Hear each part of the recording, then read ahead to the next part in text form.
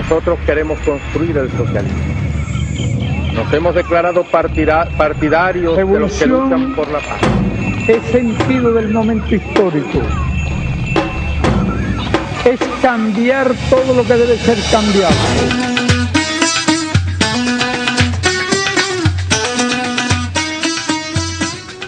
Bienvenidos a su programa Escuela de Cuadros. El programa del día de hoy es el programa número 133 y estamos con el profesor Salvador Tío de Puerto Rico.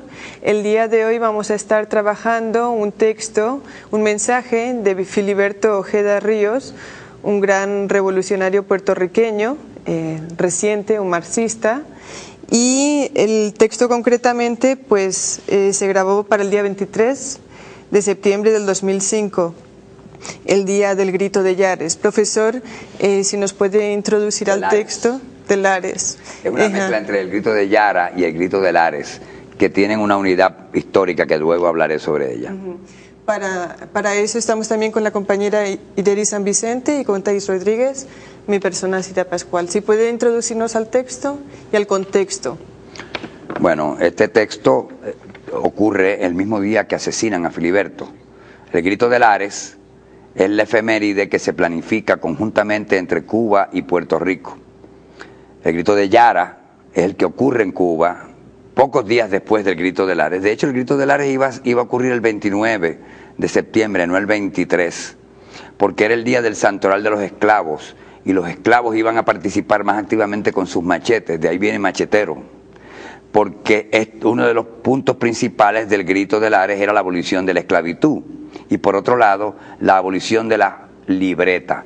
El cerebro, el dirigente, el revolucionario, el maravilloso Ramón Emeterio Betance es la principal figura política, no meramente de Puerto Rico, sino de Cuba, una de las principales también porque era el embajador de Cuba en París. De hecho, mi compañero Félix Ojeda tiene un libro que se llama La Manigua en París, siendo la Manigua la selva cubana, porque allí estuvo él ayudando a ese esfuerzo, porque en Puerto Rico se veía que la lucha por la independencia de Puerto Rico y la lucha por la independencia de Cuba eran la misma. Por eso, Lola Rodríguez de Tío, la poeta puertorriqueña que escribe la letra del himno nacional revolucionario puertorriqueño, tiene unos versos a Cuba que dicen: Cuba y Puerto Rico son de un pájaro las dos alas, reciben flores y balas en el mismo corazón. Profesor, una preguntita concretamente para los compañeros y compañeras que nos escuchan. El año es 1868, ¿correcto? El del grito de Lares. El del grito de Lares. Entonces, y el de Yara también. Entonces, en ese contexto, Filiberto Ojeda escribe y habla este texto. Y por eso menciona a don Pedro Albizu Campos al hacerlo, porque don Pedro es el que rescata a Lares. Lares se había olvidado como efeméride, y es don Pedro Albizu Campos cuando asume las riendas del Partido Nacionalista de Puerto Rico en el 1932, que convierte al Partido Nacionalista en una organización antiimperialista y sigue la tradición de Betance.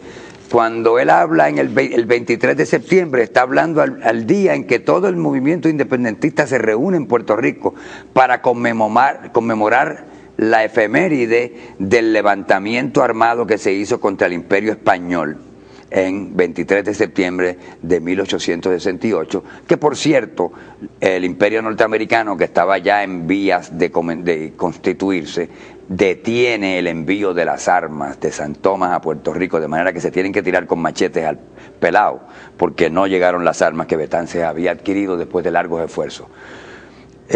Esa continuidad en la lucha, que viene desde antes inclusive en Venezuela, porque el general Valero había peleado con Bolívar en la guerra de independencia de Venezuela. O sea, ya desde principios del siglo XIX hay una visión en Puerto Rico de las personas que están comprometidas con la lucha por la independencia de Puerto Rico, de vernos como parte de América Latina.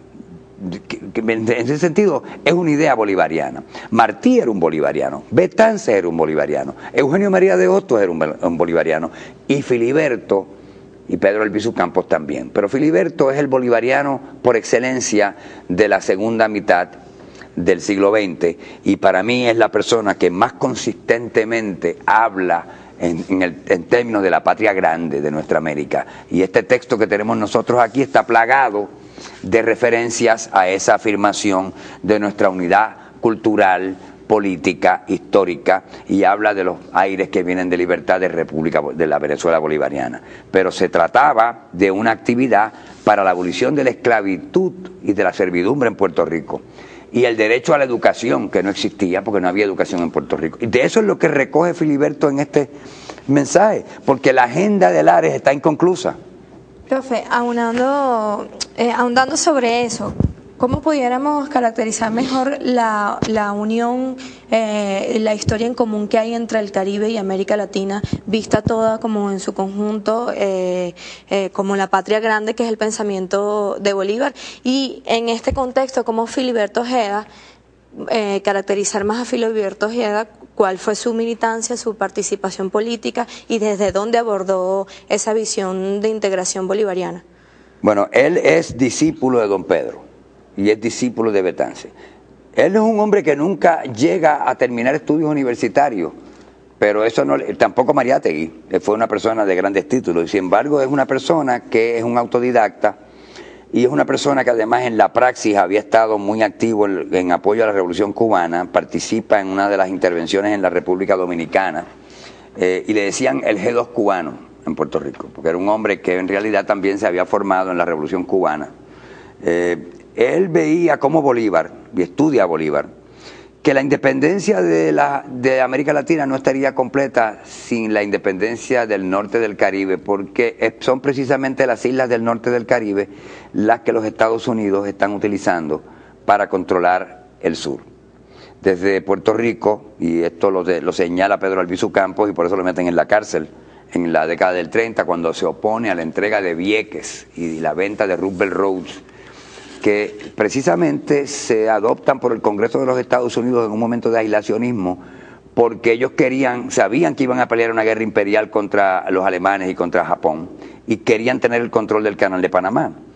Y la forma como lo compensan es que precisamente se celebran unos ejercicios en Vieques, cuyo efecto en el escenario que ellos pintan es que la flota alemana sale del norte de Brasil y toma el Canal de Panamá. Así es que ellos logran que le den el dinero para expropiar las tierras y montar Roosevelt Roads. El que denuncia eso es don Pedro. Eso le costó la cárcel. Porque la razón por la cual lo encausan y lo encuentran culpable es por conspiración sediciosa. La misma razón por la cual está en la cárcel en este momento Oscar López Rivera, que lleva 31 años en la cárcel. O sea, yo le llamo el delito imposible, porque es criminalizar la lucha por la independencia de la patria, que es un derecho inalienable. De manera que hay una continuidad clara, y por eso es bolivariano, el de que él entiende no meramente que la independencia de Sudamérica no va a estar completa sin Cuba, Puerto Rico, República Dominicana, Haití, sino que también la de Haití, República Dominicana y Cuba quedan entredichos mientras no exista este vínculo con Venezuela. Fíjense que la intervención que ellos hacen en Honduras, el golpe de Honduras, tiene que ver con Venezuela en alguna medida, porque ellos habían entrado en Petrocaribe. Y también ellos quieren controlar la región. Los norteamericanos entienden que esto tiene que ser hegemónico. La manera de contrarrestar la hegemonía no es por separado los puertorriqueños llevando una lucha contra el imperio. Tiene que ser una visión amplia. Así lo vio Bolívar.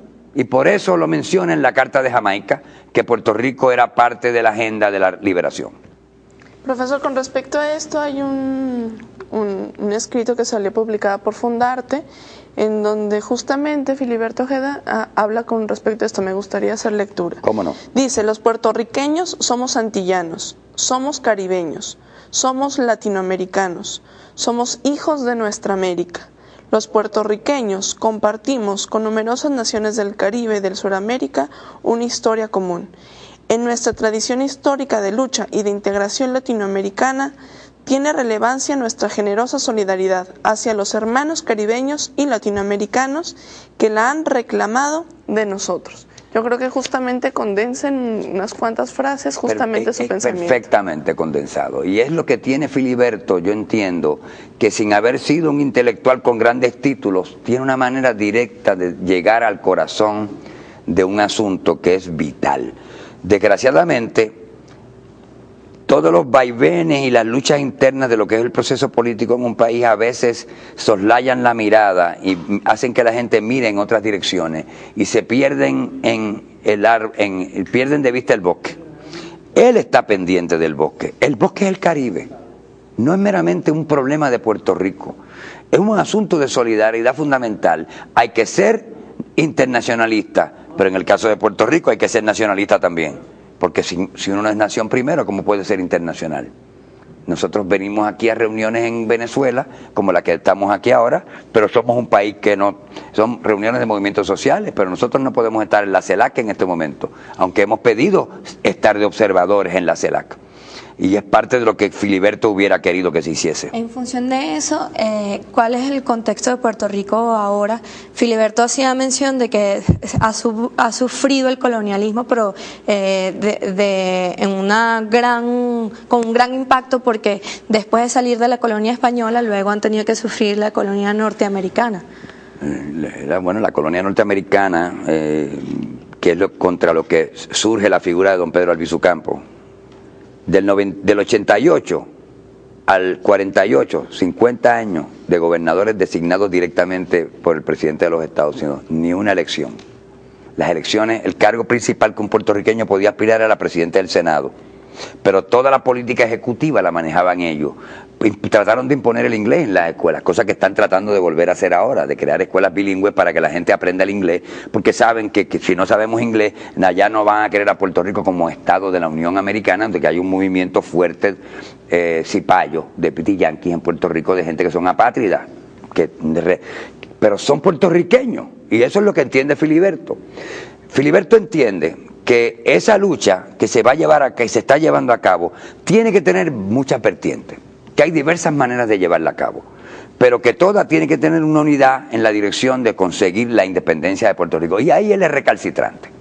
Y ahí yo estoy de acuerdo con él. Yo creo que sin la independencia no podemos hablar de nada más. Profesor, tenemos como 3 minutos y quería resaltar que, bueno, que Filiberto fue un marxista, ¿no? Quizás le podríamos llamar un comunista, que estaba luchando contra esa, digamos, forma bien peculiar y bien cruel que es el Estado Libre Asociado, y que él escogió la vía de la lucha armada.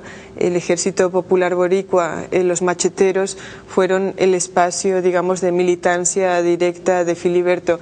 ¿Nos puede mencionar muy brevemente en qué consiste esa vida de acción política de Filiberto, para luego, en el próximo segmento, adentrarnos en el texto? Bueno, yo creo que ahí hay un acto principal que hay que ver que él desarrolló. Él sabía que no había una posibilidad de un confrontamiento directo entre fuerzas militares puertorriqueñas y las fuerzas de Estados Unidos. O sea, no estábamos hablando de una guerra en ese sentido. Y por otro lado también estaba viéndolo desde la perspectiva de actos que pudieran tener el impacto de levantar la conciencia de un pueblo. El acto más significativo de los macheteros, y fueron unos cuantos, fue la voladera de los aviones de la Guardia Nacional, jets, cazas. Todos los volaron con bombas. No murió nadie, porque el objetivo no era asesinar a nadie. Era claramente establecer que el enemigo era los Estados Unidos y esos aviones que estaban allí.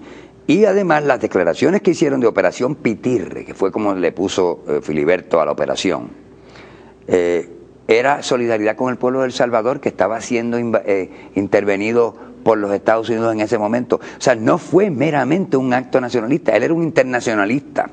Y era un internacionalista también en el sentido marxista y leninista, porque entendía muy bien la teoría de Lenin sobre el imperialismo, y entendía que los imperios había que derrotarlos, y entendía la importancia fundamental que tenían las fuerzas en el corazón del imperio, tanto en Nueva York como en Puerto Rico, y él jugó ese papel. Bien, bueno, vamos a un corte, profesor. Cuando volvamos continuamos discutiendo el texto. Estamos en la Escuela de Cuadros, ya volvemos con este texto de Filiberto Ojeda.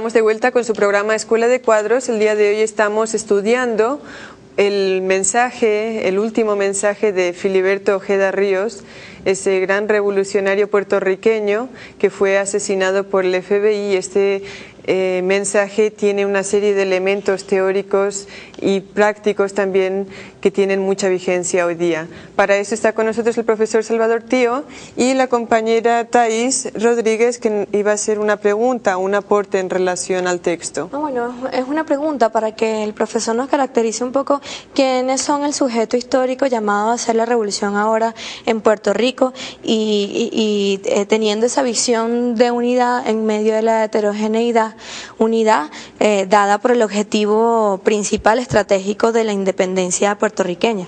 Antes de que me responda, leer este fragmento del texto de Filiberto que dice: todos tenemos una visión y entendimiento de nuestra realidad colonial determinada por unos objetivos finales, al igual que por esos intereses de clase.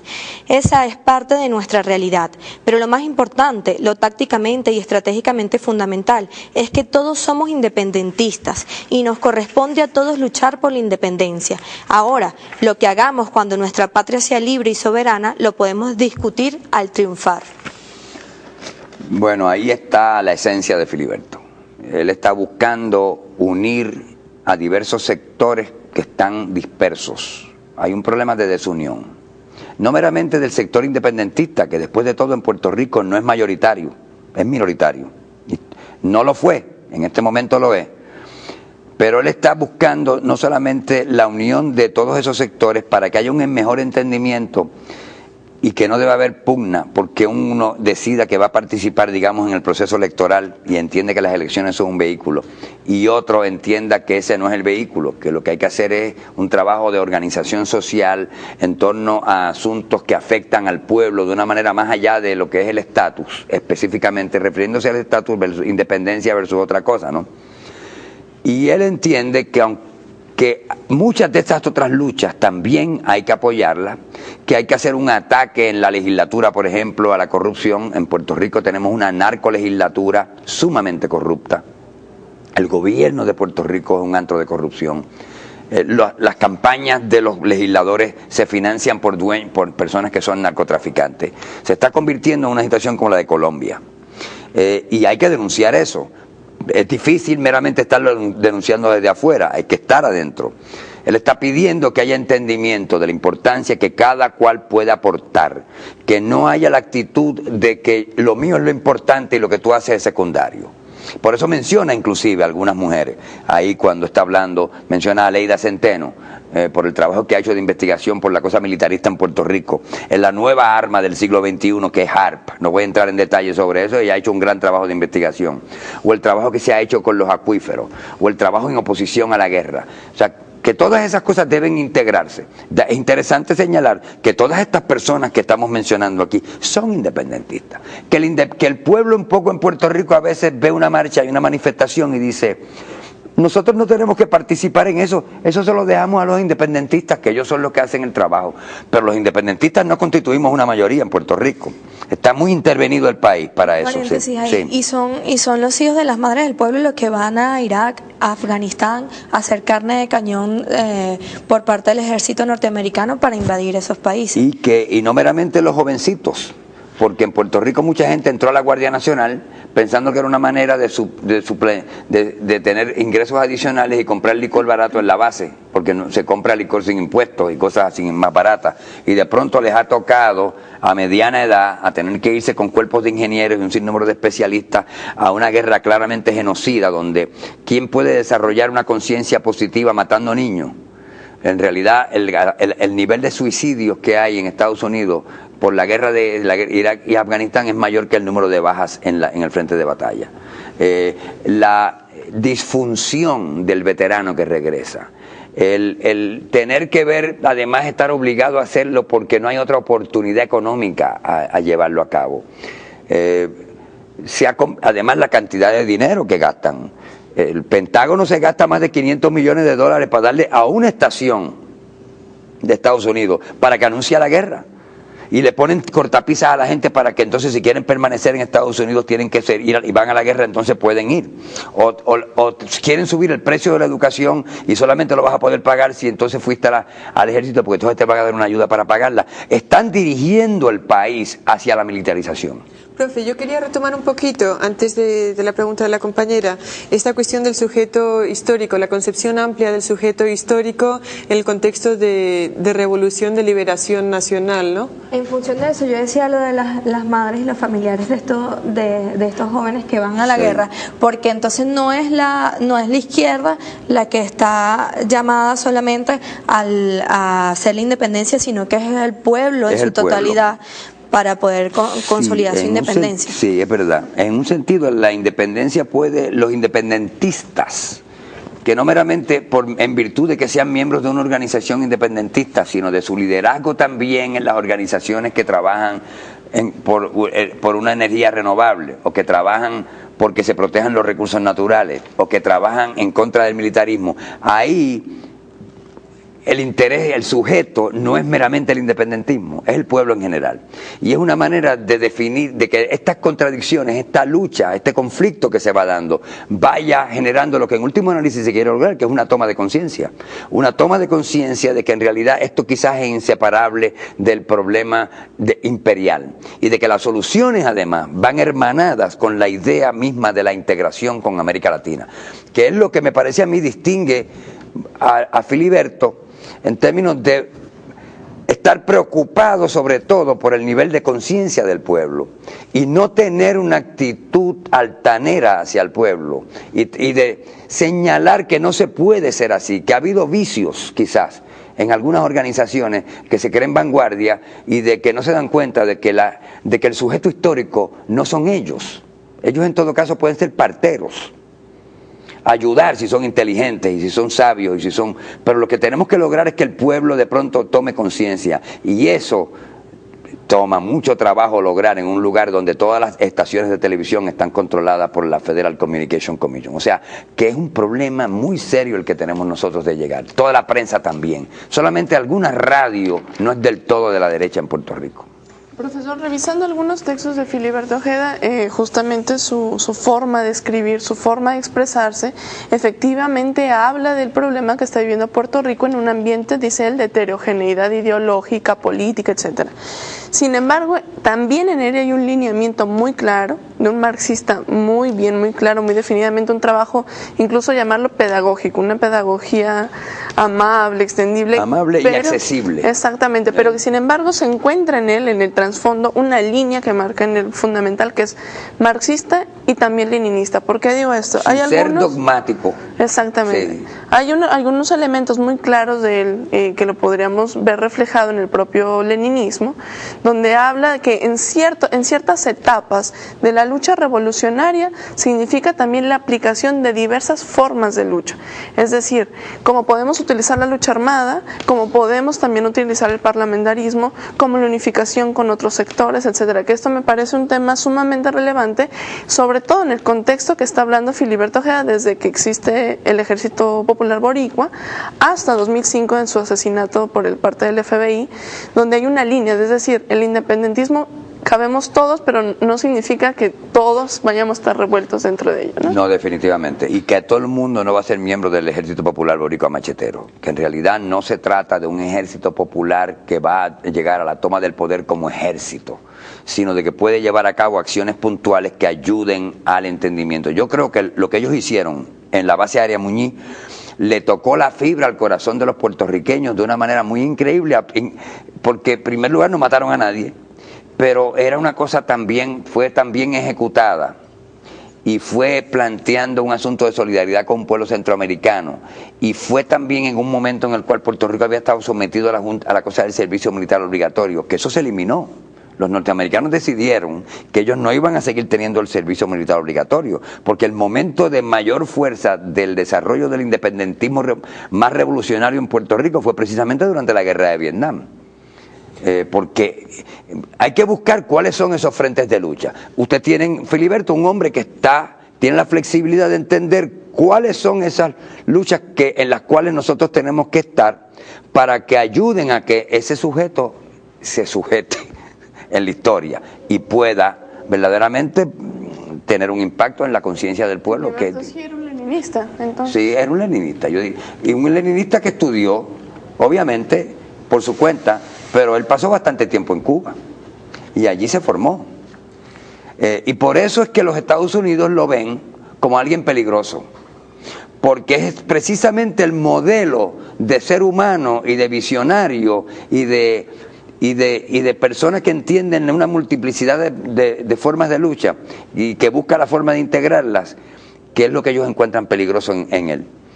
Lo que es menos peligroso es el dogmatismo aislacionista, el que está buscando siempre la pugna con el otro porque lo que yo tengo es la única verdad posible que hay, el que no tiene esa flexibilidad y esa apertura. Filiberto era un hombre de carácter, pero no era un hombre arrogante, era un hombre humilde. Otro elemento podríamos decir que le reivindicaría como leninista es su interpretación del imperialismo, ¿no? Una interpretación científica del imperialismo. Aquí surgen en el texto, y en el próximo segmento nos centraremos más, pero digamos como respuesta al imperialismo, la necesidad de asumir una posición, la necesidad histórica de asumir una posición latinoamericanista. Si nos puedes dar algunos elementos básicos sobre su perspectiva latinoamericanista, luego vamos a un corte y en el último segmento continuaremos estudiando esta cuestión. Bueno, su afinidad con el proceso bolivariano, sin duda alguna. Él ve en el proceso bolivariano y en la figura de Chávez y en lo que se está gestando aquí en la Quinta República el germen de lo que puede ser el futuro de América Latina, que abre las posibilidades. Su solidaridad con el pueblo de Nicaragua y con el pueblo de El Salvador, su disposición a participar en expediciones a la República Dominicana en contra de la dictadura y en contra de la... Él es una figura que sin duda alguna estaría muy interesado en lo que ha pasado en Paraguay hoy, estaría hablando sobre eso, estaría educando gente, porque obviamente él, dentro de su grupo de personas que tenía, había no meramente una cuestión de que eran un grupo militar, era una escuela. Él era un maestro que se reunía con su gente y que estudiaban estos textos y que tenían esta apertura, y uno lo sabe no meramente por él, sino por las personas que uno sabe que estuvieron cerca de él,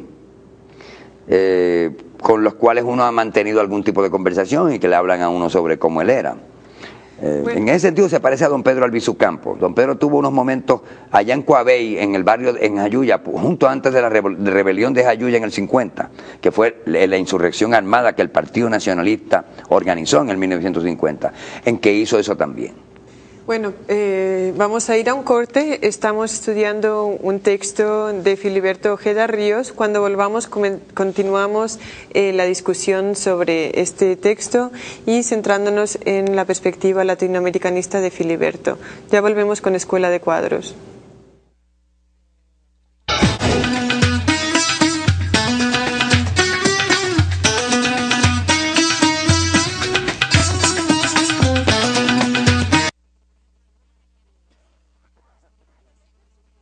Popular Boricua. No, tenía de otro, de las Fuerzas Armadas de Liberación.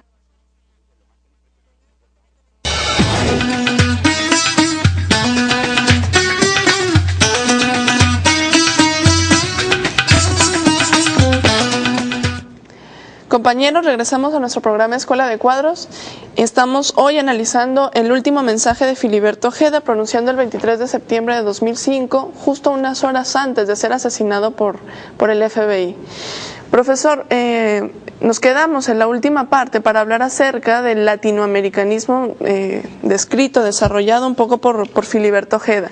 Quisiera hacer una reflexión histórica que justamente refleja el papel de Puerto Rico para América Latina y los pueblos caribeños en general, en relación a que el Congreso de Panamá, cuando fue obviamente promovido por Bolívar, llamó a los plenipotenciarios, sobre todo bolivianos y peruanos, para insertar en la discusión del Congreso de Panamá de 1826 la liberación tanto de Cuba como de Puerto Rico. Y es así que también se dirige al primer presidente republicano en México, Guadalupe Victoria, para que de manera conjunta intentaran convencer al resto de los invitados para hacer una empresa militar para justamente la liberación, la independencia tanto de Cuba como Puerto Rico. Sin embargo, varios documentos que se desclasificaron después decían que los Estados Unidos se convirtieron en tajantes enemigos de que eso sucediera. Estamos hablando de 1826 y eso es algo que ha continuado. Y ha sido consistente desde antes del 1826. Ellos ya tenían claridad imperial. El imperio inglés no existiría sin el canal de Suez, que no lo construyeron los ingleses, lo construyeron los franceses, pero los ingleses se los quitaron. Y el imperio norteamericano no sería concebible como está sin el canal de Panamá.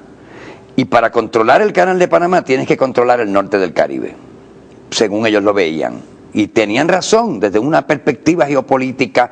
Los textos principales militares que se utilizaban en Alemania, en Inglaterra y en Estados Unidos eran de un teórico geopolítico naval militar que se llamaba Alfred Thayer Mahan. Ellos son gente que entendieron el rol de la marina y de la proyección, copiando un poco el modelo inglés también, porque el imperio británico es una isla. Después de todo, ¿cómo se proyectan? A través de la marina de guerra, de la preeminencia y la hegemonía de los mares. Eso quizás no es tan completamente así ya ahora, porque también está en el espacio sideral y está la atmósfera, que es el trabajo que se ha hecho de investigación en Puerto Rico, porque en Puerto Rico está parte de eso también. O sea que sigue siendo una base de proyección de fuerza. Todo el trabajo que uno ha hecho históricamente, político, a nivel internacional, siempre se encuentra con esa pared. La pared de que los norteamericanos simplemente no permiten que se mencione Puerto Rico. Es como mencionar la soga en casa del ahorcado. Eso sigue siendo así. Profesor, allí la compañera Thais tiene un aporte. No, en función de este texto de Filiberto, que él plantea de que Bolívar ha sido rescatado por todos los luchadores latinoamericanos, incluso igual que en su mismo territorio donde nació, en este país, Venezuela. Incluso. Y para que nos mencionara sobre esto, haciendo ya ese análisis histórico de que Bolívar siempre tuvo esa perspectiva hacia el norte del Caribe, como que también formaran parte de la patria grande. ¿Cómo Bolívar representa entonces para todos los revolucionarios hoy ese ideario y ese referente, ese faro de luz, diríamos? Yo diría que eso es así, que los que no quieren entenderlo no entienden lo que es el futuro. La llave del entendimiento del futuro de nuestra América viene desde Bolívar. Y en ese sentido es fundamental que exista Venezuela bolivariana. Sin Venezuela no estaría en este momento en la misma situación geopolítica en el mundo, y por eso los norteamericanos no le perdonan eso al presidente Chávez, de que Correa tiene que ver con él, tiene que ver con él también Evo. Ahora acaba de entrar al Mercosur como parte de lo que ha pasado en Uruguay. O sea, hay un papel que se está jugando aquí. Bolívar es el que ha inspirado todo eso. Bolívar lo vio claro, está en la Carta de Jamaica, está en los intentos en el Congreso de Panamá. Toda su vida entendió claramente que el Caribe era parte. Y no meramente por cuestiones culturales, étnicas, que de hecho Puerto Rico tiene una gran presencia venezolana. Todos nosotros tenemos antepasados venezolanos, yo inclusive por mis dos lados, gente que vino de Venezuela y están allí, igual que gente de Cuba. Para él Cuba también era fundamental, o sea, porque es la línea de defensa, igual que es que los norteamericanos lo ven igual, y como él era un estratega militar, él entendía esas cosas, pero las oligarquías santanderistas de Colombia, que fueron las grandes traidoras de América en el Congreso de Panamá, y que también lograron con la oligarquía panameña a secesionar a Panamá para poder tener el acceso y el control al istmo de Panamá y poder construir el canal. Esas no creían en nada de eso. Esas lo que querían era ver cómo mejor yo puedo explotar a mi gente para poder tener la posición que... Y sigue siendo igual. Por eso Colombia es el país de mayor desigualdad en el hemisferio y uno de los peores en el mundo en términos de la condición que está. Y eso uno lo ve en la marcha patriótica que uno ha visto ahora, que se ha desarrollado, y uno ve los reportajes que yo sé que he visto el que ustedes van a tirar, y he visto también el que va a tirar otra estación antes de que salgan, y uno ve la pobreza extrema, pero también ve la dignidad de ese pueblo.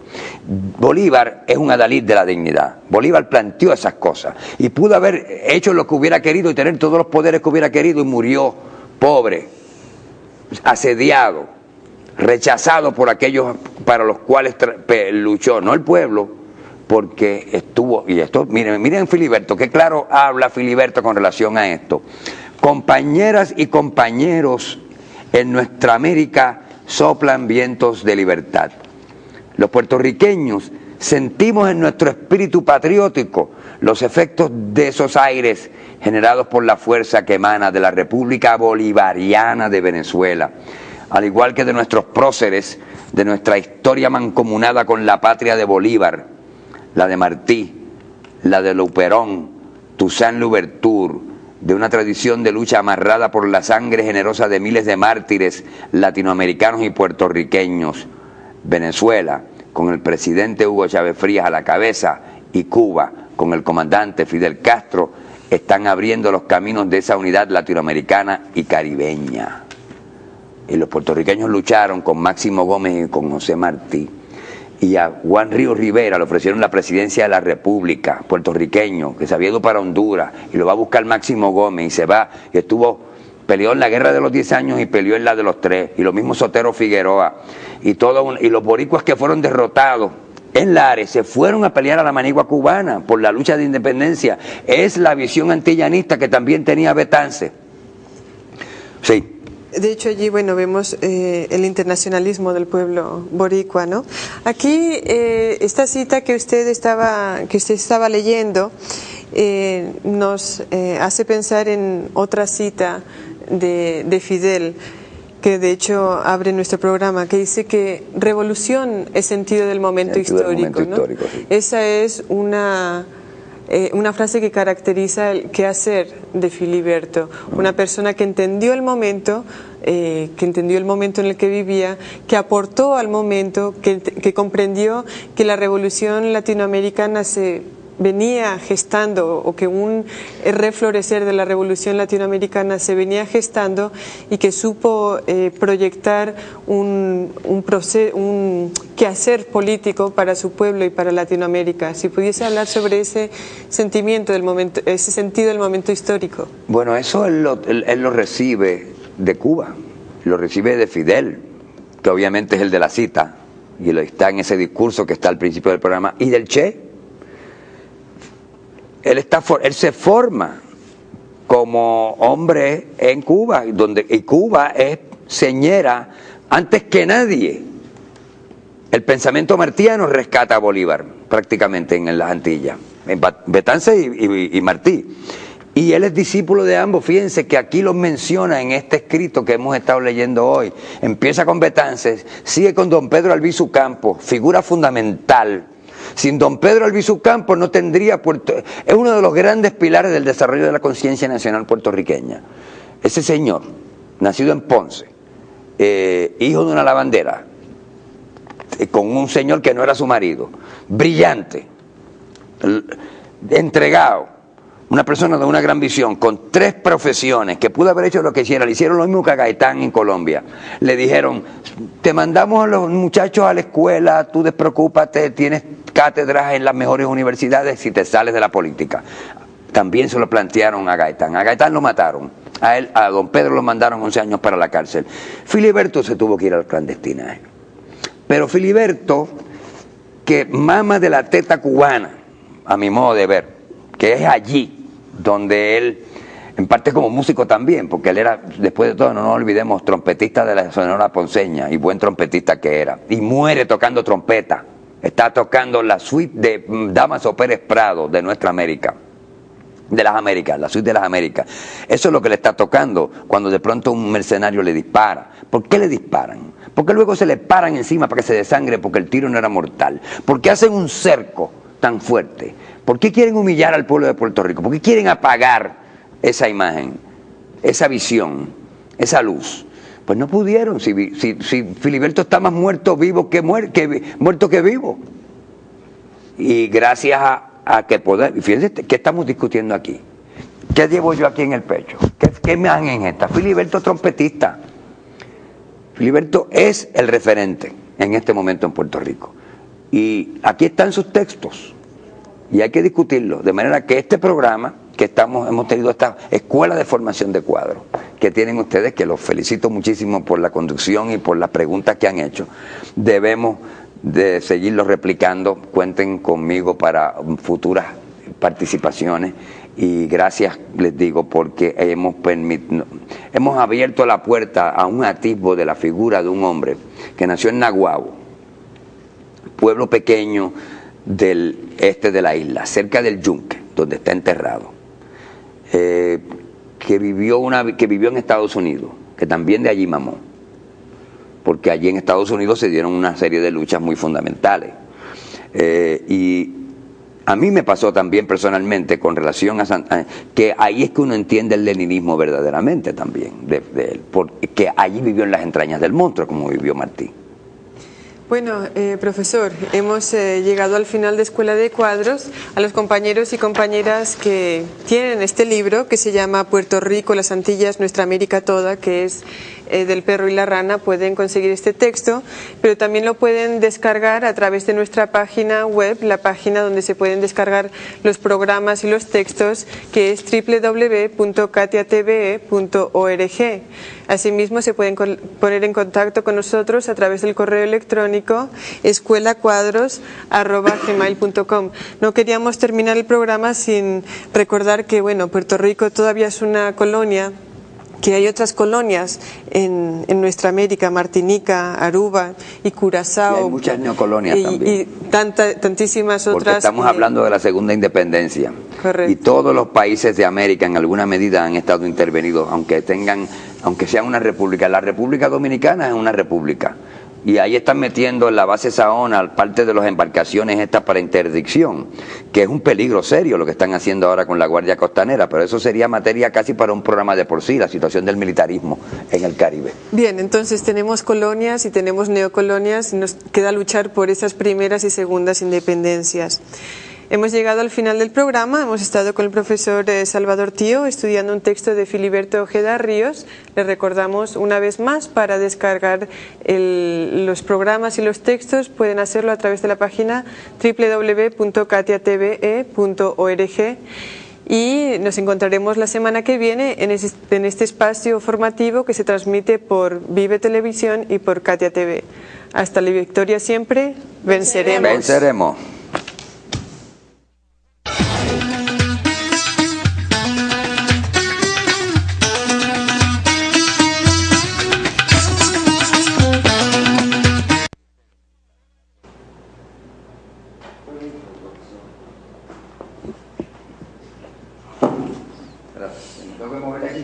Sí, profe. Esto es tuyo, esto es decir. Ajá. Todos tenemos una visión y entendimiento de nuestra realidad colonial determinada por unos objetivos finales, al igual que por esos intereses de clase. Esa parte de nuestra realidad. Lo siento, voy a leer de nuevo. Todos tenemos una visión y entendimiento de nuestra realidad colonial determinada por unos objetivos finales, al igual que por esos intereses de clase. Esa es parte de nuestra realidad. Pero lo más importante, lo tácticamente y estratégicamente fundamental, es que todos somos independentistas y nos corresponde a todos luchar por la independencia. Ahora, lo que hagamos cuando nuestra patria sea libre y soberana, lo podemos discutir al triunfar. Listo. Vamos a hacer una toma, voy a hablar un momentito con el director.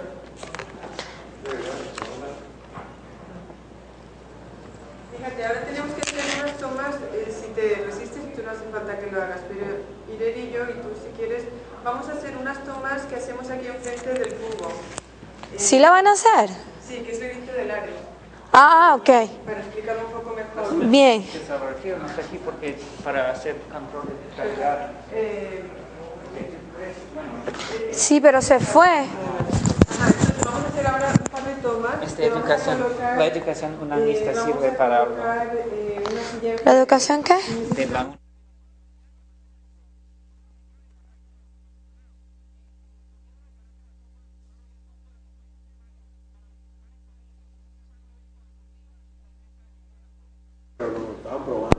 Ah.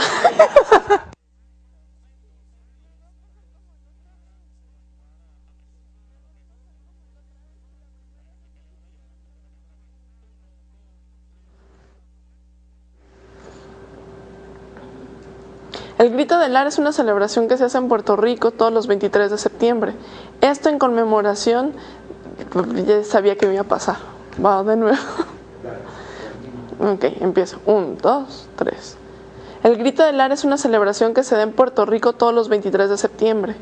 Esto es en conmemoración del primer levantamiento antiesclavista y anticolonialista sucedido en 1868.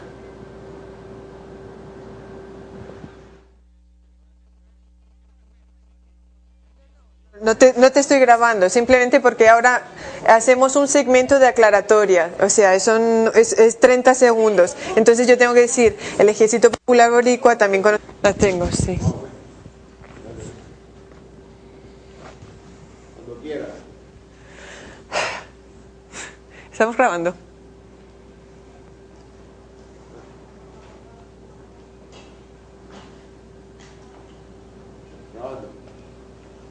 El Ejército Popular Boricua, también conocido como Macheteros, era una organización político-militar puertorriqueña que se formó a finales de los años 70, a principios de los años 80.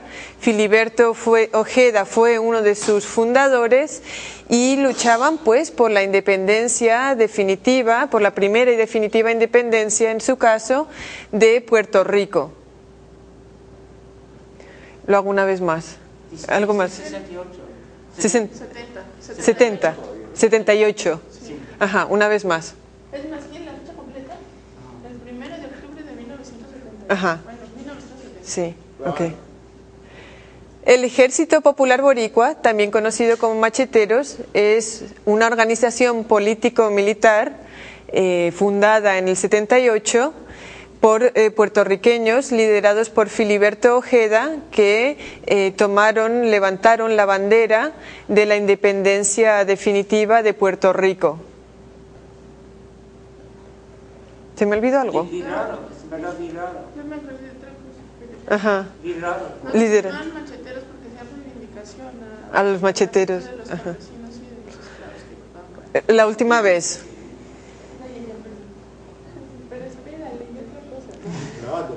Ajá. El Ejército Popular Boricua, también conocidos como Macheteros, es una organización político-militar fundada por Filiberto Ojeda, quien fue su líder, y esa organización luchó por la independencia de Puerto Rico, que todavía hoy es colonia gringa, colonia norteamericana. Se llama Macheteros la organización porque reivindican la lucha de los campesinos del siglo XIX, la lucha de los campesinos puertorriqueños que con machetes lucharon contra el coloniaje español. En la primera era militante, en el segundo estaba líder y en el tercero estaba líder y fundador. No sé si... Creo que es las dos cosas, ¿no? Son los tres. Sí,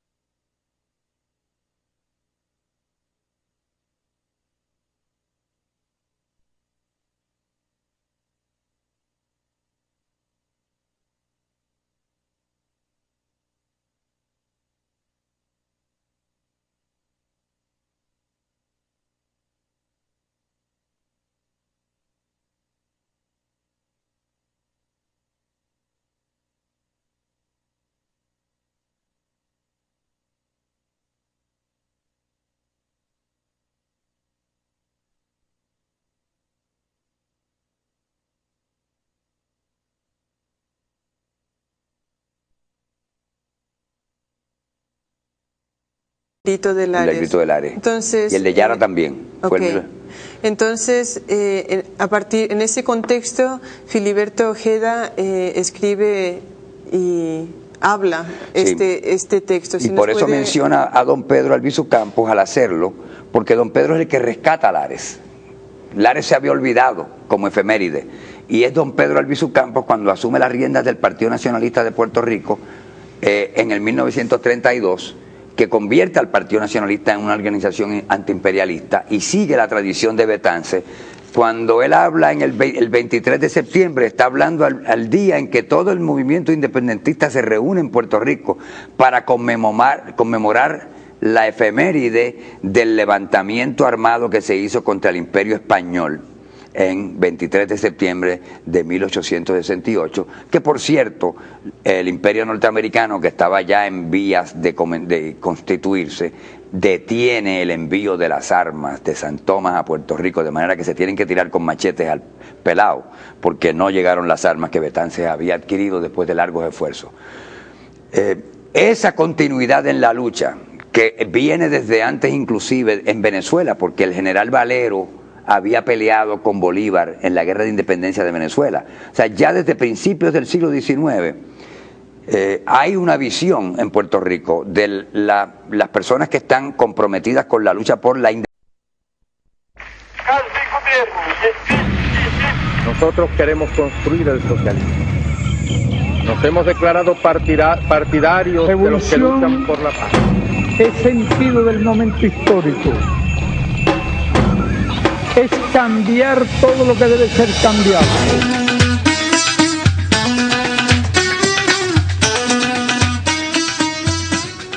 Bienvenidos a su programa Escuela de Cuadros. El programa del día de hoy es el programa número 133 y estamos con el profesor Salvador Tío de Puerto Rico. El día de hoy vamos a estar trabajando un texto, un mensaje de Filiberto Ojeda Ríos, un gran revolucionario puertorriqueño, reciente, un marxista, y el texto concretamente pues se grabó para el día 23 de septiembre del 2005, el día del Grito de Lares. Profesor, si nos puede introducir al texto de Lares. Es una mezcla entre el Grito de Yara y el Grito de Lares, que tienen una unidad histórica que luego hablaré sobre ella. Para eso estamos también con la compañera Ideri San Vicente y con Thais Rodríguez, mi persona Cita Pascual. Si puede introducirnos al texto y al contexto. Bueno, este texto ocurre el mismo día que asesinan a Filiberto. El Grito de Lares es la efeméride que se planifica conjuntamente entre Cuba y Puerto Rico. Dependencia de Puerto Rico, de vernos como parte de América Latina.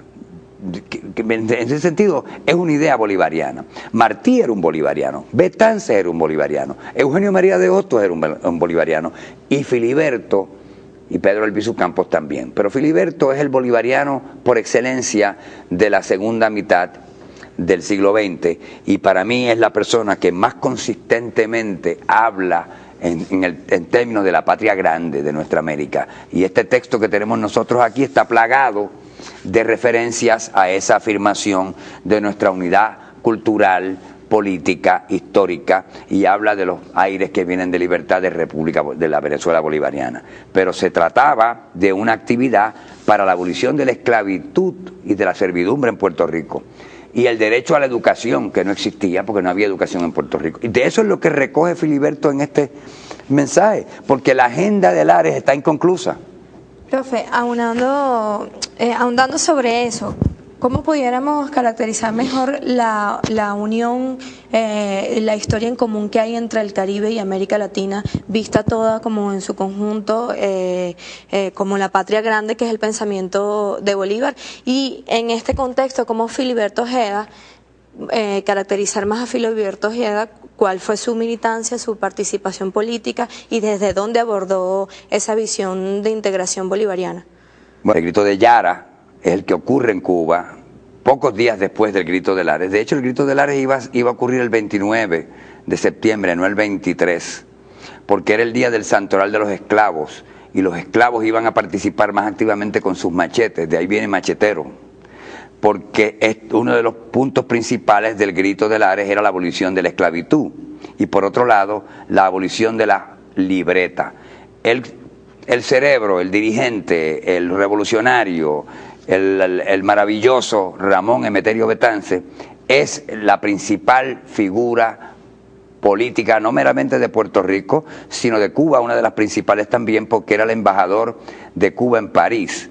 De hecho, mi compañero Félix Ojeda tiene un libro que se llama La Manigua en París, siendo la Manigua la selva cubana, porque allí estuvo él ayudando a ese esfuerzo, porque en Puerto Rico se veía que la lucha por la independencia de Puerto Rico y la lucha por la independencia de Cuba eran la misma.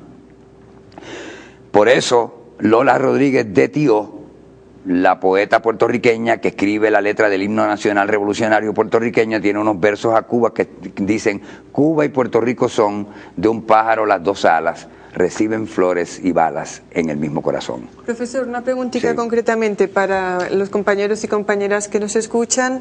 El año es 1868, 68. ¿correcto? El del... Bueno, él es discípulo de don Pedro y es discípulo de Betance. Él es un hombre que nunca llega a terminar estudios universitarios, pero eso no, tampoco Mariátegui, fue una persona de grandes títulos, y sin embargo es una persona que es un autodidacta y es una persona que además en la praxis había estado muy activo en apoyo a la Revolución Cubana, participa en una de las intervenciones en la República Dominicana, y le decían el G2 cubano en Puerto Rico, porque era un hombre que en realidad también se había formado en la Revolución Cubana. Él veía como Bolívar, y estudia a Bolívar, que la independencia de América Latina no estaría completa sin la independencia del norte del Caribe, porque son precisamente las islas del norte del Caribe las que los Estados Unidos están utilizando para controlar el sur. Desde Puerto Rico, y esto lo señala Pedro Albizu Campos, y por eso lo meten en la cárcel, en la década del 30, cuando se opone a la entrega de Vieques y la venta de Roosevelt Roads, que precisamente se adoptan por el Congreso de los Estados Unidos en un momento de aislacionismo, porque ellos sabían que iban a pelear una guerra imperial contra los alemanes y contra Japón, y querían tener el control del Canal de Panamá. Y la forma como lo compensan es que precisamente se celebran unos ejercicios en Vieques, cuyo efecto en el escenario que ellos pintan es que la flota alemana sale del norte de Brasil y toma el Canal de Panamá. Así es que ellos logran que le den el dinero para expropiar las tierras y montar